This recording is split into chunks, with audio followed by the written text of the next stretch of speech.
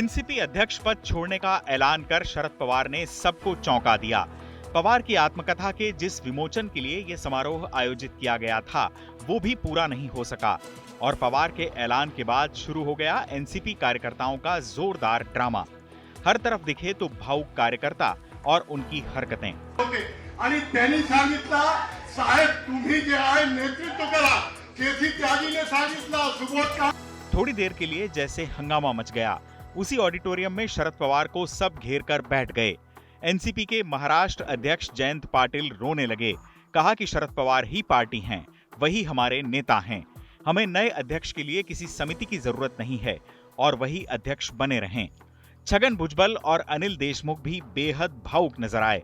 पवार ने इतना बड़ा फैसला लेने से पहले किसी को भनक तक नहीं लगने दी। इसीलिए अब कुछ सवाल भी उठ रहे हैं कि आखिर उन्होंने सितंबर 2022 में अध्यक्ष चुने जाने के महज एक ही साल के अंदर यह फैसला क्यों ले लिया। आखिर उन्हें अध्यक्ष का कार्यकाल 4 साल के लिए मिला था। उस समय शरद पवार ने यह भी नहीं कहा था कि यह बतौर अध्यक्ष उनकी आखिरी पारी होगी। आखिर ऐसी क्या मजबूरी थी जिसके चलते उन्होंने अध्यक्ष पद से हटने का फैसला लिया। एनसीपी सूत्रों का कहना है कि यह शरद पवार का पावर शो हो सकता है। दरअसल अजीत पवार के बीजेपी के साथ जाने की अटकलें लग रही थीं। यह कयास भी थे कि बड़ी संख्या में विधायक तोड़ लिए जाएंगे। साफ है कि एनसीपी के टूटने का संकट सामने खड़ा था। माना जा रहा है कि शरद पवार ने इन हालात से निपटने के लिए अपनी ताकत दिखाने की कोशिश की है। अपने इस्तीफे के दांव से उन्होंने दिखा दिया कि कितने नेता उनके साथ हैं। कार्यकर्ता किस तरह बस उनके एक नाम पर भावुक हैं। पवार के कदम से एनसीपी परिवार में उनकी लीडरशिप नए सिरे से स्थापित हो गई है। भावनाओं का ज्वार उमड़ पड़ा है। एनसीपी संगठन में इस्तीफों का दौर भी शुरू है। पार्टी के महासचिव जितेंद्र आहवाड़ ने भी इस्तीफा सौंप दिया है।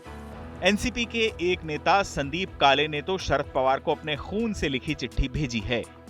लेकिन क्या यह सब होने से एनसीपी संगठन को टूट से बचाया जा सकेगा? यही बड़ा सवाल है। साथ ही अजीत पवार के अगले कदम पर भी सबकी नजर है।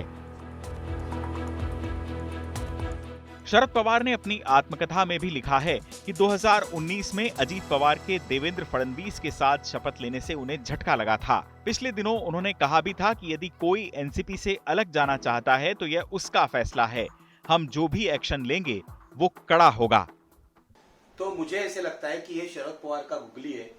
शरद पवार का जो पवार पॉलिटिक्स होता है या पवार पावर होती है, उसका ये डिसीजन है, उसका ये निर्णय है।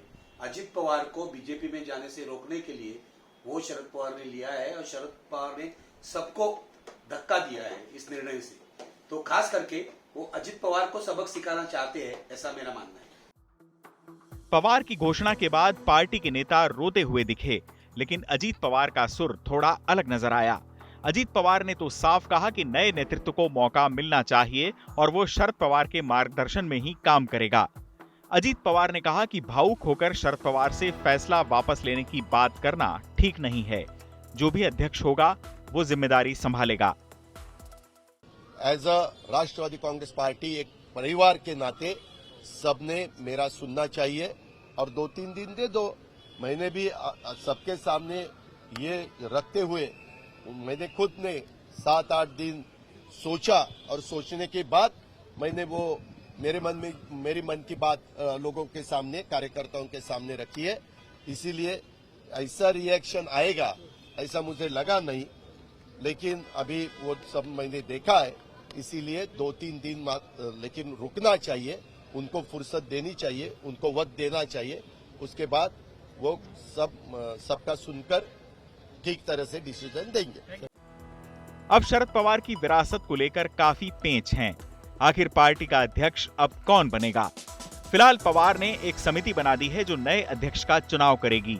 जाहिर है इस समिति में पवार के वफादारों का बाहुल्य है। तो क्या ये सारी कवायद सुप्रिया सुले को अपनी विरासत सौंपने का तरीका भर है? देखना होगा कि सियासत के माहिर खिलाड़ी शरद पवार का अगला कदम क्या होगा। चुनाव आज तक।